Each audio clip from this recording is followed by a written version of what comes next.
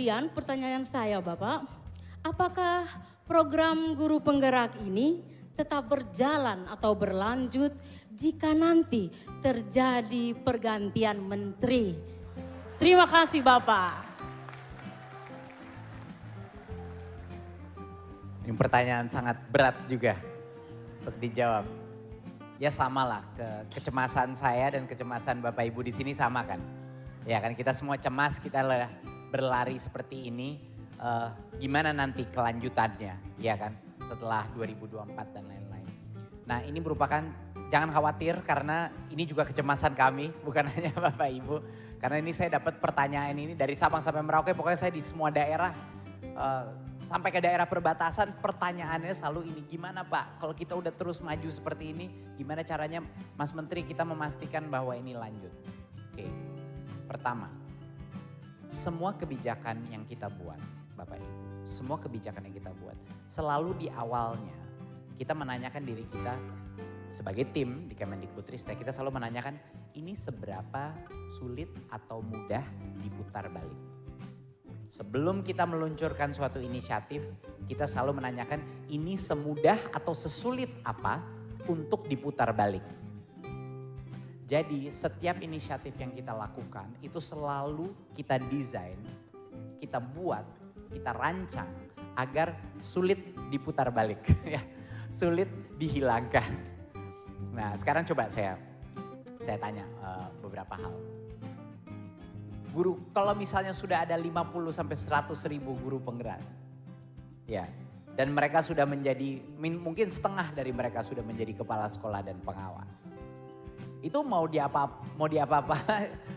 mau kebijakan berubah pun bagaimana itu bisa berubah. Mereka sudah di dalam posisi-posisi kepemimpinan, mereka akan mendorong perubahan.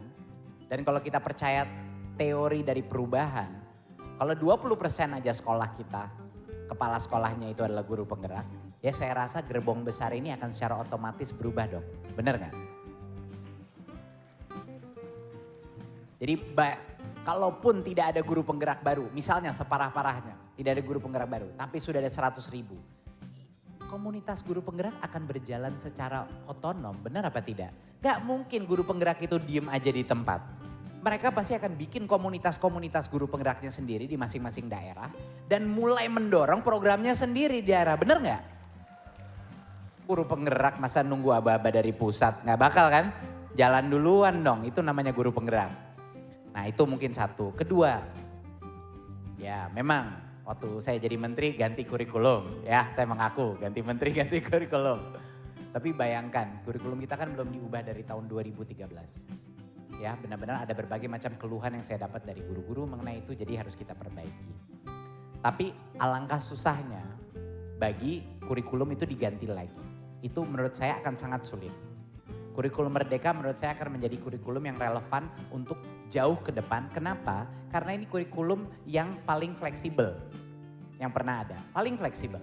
Benar-benar guru diundang untuk menjadi co-kreator dari kurikulum tersebut.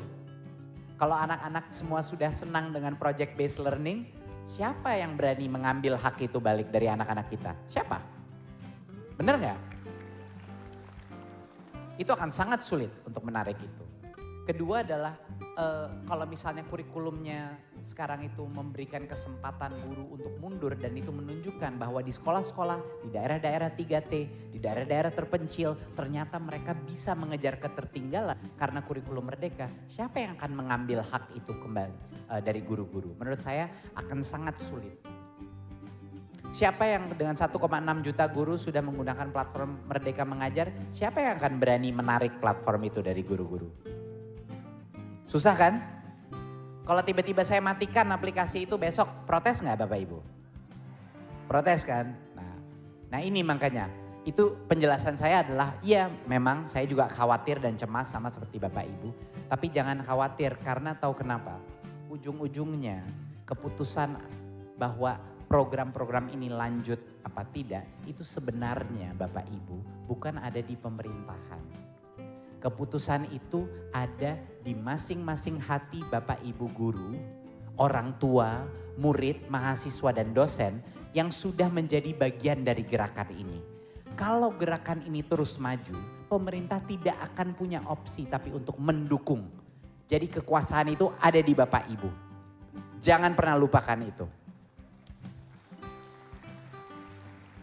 Kalau Bapak Ibu menginginkan ini lanjut, pasti pemerintah akan mendengarkan. Jadi itulah pentingnya kita punya penggerak-penggerak di setiap daerah. Itulah pentingnya kita punya guru-guru yang akan meminta kepada kepala dinasnya, akan meminta kepada menteri berikutnya bahwa Merdeka Belajar harus jalan terus. Kira-kira itu jawaban saya. Terima kasih. Terima kasih.